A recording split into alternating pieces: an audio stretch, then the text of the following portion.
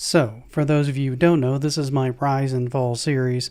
It's where I go into companies now long since gone, in part to learn how they rose, how they thrived, and ultimately what caused them to fall in the first place. If we're lucky, we'll find out where some of their assets went as well. Now, don't think this series is all doom and gloom. Well, a lot of it will be, I'm not gonna lie, but the idea is to learn from these companies' missteps and hopefully over time paint a solid picture of what works and what doesn't work in some of these companies, as I suspect we'll see a lot of commonalities with all that. Now, that said, let's settle in and talk about a darling of the 90s and early 2000s publishing in Acclaim. This logo, yeah, those of you a certain age know and love this symbol, mostly for the games and the time period it represents. Gotta love nostalgia, am I right? However, this nostalgia is well founded, and this is one of the most well-known and well-respected publishers for close to 20 years, and then was just gone. How did they start? What did they do when they were in full force? What caused them to go under? Well, if you're here, I suppose you're curious, so stick around and let's figure it out, shall we? The early 1980s was an interesting time in the gaming. Tons of companies were coming into the industry, and well, a lot of them were falling apart due to the crash of the American gaming industry. And yes, I know this only affected the United States, but it still affected many of the companies and people, some of which were let go and some of which moved on to other opportunities and other companies. Well, and some of the companies just went under or folded or assets were bought up. One of those who moved on only to come back later was Greg Fishback, who had moved from Activision to RCA only to be let go from there. So, he decided, along with two other friends, Robert Holmes and Jim Skorpelski, to form a new company in 1987 called Acclaim. Now, not much is known as to why they named their company this, other than the fact that it was, it was tradition. You see, Activision was named in some ways to spite Atari. They wanted their name to show up before Atari and directories and publications. The former Activision employees, knowing this, wanted to do much the same and decided to take a page from their book, calling themselves Acclaim, to come before even Activision in exactly the same manner. No, that wasn't done out of spite. Not at all. Nope, no spite here. Moving on. They got to work in earnest, starting out as many companies do by simply publishing games or localizing games that were coming into the States, such as Tecmo's Double Dragon 2 and many of Midway's games, including the Mortal Kombat series. They were also a big player in the licensed game category, often farming out development of these games to other companies who would do the work after they had acquired the rights to an IP. This was done for a few reasons. One of the main which was grabbing high visibility IP was an easy way to get on the store shelves, as the game journalism market in the 1980s didn't quite have the sway it would have had, say, in the upcoming 90s and 2000s.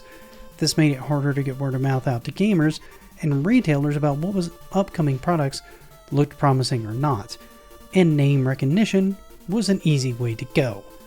I know you're asking, did this really work? Are you serious? Just translating games and piggybacking on existing IPs? Yes it did. It absolutely did. Like, historically. It always has. And by 1994, Acclaim was seeing a profit. Right around $481 million to be exact. Now, keep in mind, this is 1994. Translate that to current day, and that would be like making $1 billion profit. Not bad for three people who had no investors, no loans, and just their own money and a drive to succeed. Talk about the American dream. The company was now doing well. Profits were soaring, and they were ready to expand out a bit more. To that end, they made deals with Sebastian Entertainment to get into TV in the form of Video Power. Now, this was a mix of a live action and cartoons. Think Super Mario Bros. Super Show, just with video game reviews and a cartoon that, from the description, looked like an Acclaim version of Captain N. If anyone other than me remembers that show at all. However, on top of this, they would actually have live action sections like a Super Mario Bros. Super Show, but in this case, it would consist of news and upcoming titles along with tips on difficult sections in the games, All of this before G4 was ever even a thing. Keep in mind, this was 1990 to 1992, before the internet was widely available to most people, and things like online gaming facts and YouTube were prominent as part of gaming culture. So much of what players got was word of mouth, TV, and gaming magazines like Electronic Gaming Monthly, Nintendo Power, and shows like Video Power filling in the gaps and helping players out. This was also a problem that got compounded by the type of development going on at the time, as many games were made exceptionally hard or obtuse in order to keep gamers from finishing them for the cost of a video rental from Blockbuster or another video rental store, which were still the main way people were able to try games before they bought them at that particular time. On top of this, Acclaim was working on publishing and acquiring more and more IPs. They would have the reins of some of the biggest IPs of the time, including the WWF before it was changed to WWE, published by anything from Acclaim to Acclaim Sports. Many of these games, along with the THQ games, were heralded and still hold up as some of the best on the N64, and to some, the best ever made. On top of this, they also had publishing rights to the Mortal Kombat games. They had this since the Super Nintendo and had made out very good with those. They acquired companies like Sculptured Software, Iguana Entertainment, and Probe Entertainment to help them make games more in-house instead of just publishing for other developers. They also managed to pick up Valiant Comics for $65 million. Valiant was owner of properties such as Bloodshot, and most importantly for Acclaim, Turok. Turok would become one of Acclaim's most acclaimed properties. Get it? Well, fine, I'll see myself out. Jokes aside, Turok would go on to have multiple sequels and reboots existing to even this day. Things seem to be going well for Acclaim, but by now you know the kind of video that this is, well, we wouldn't be doing it if everything was sunshine and rainbows. And this one's no exception. And by around 2000, the figurative shoe had started to drop. A lot of Acclaim's games were starting to sell poorly, and their CEO at the time was fixated on unique marketing strategies to get more eyes on the company's games. A few examples of this were things like Shadow Man, which was a game about a voodoo-powered warrior who fights demons and creatures that cause havoc.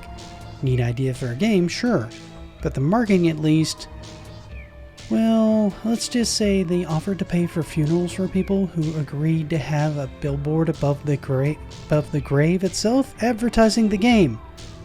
Classy. Another came about when Turok Evolution was going to launch. This campaign offered parents of newborns $10,000 to name their kid Turok. Yep, keeping it classy, Acclaim.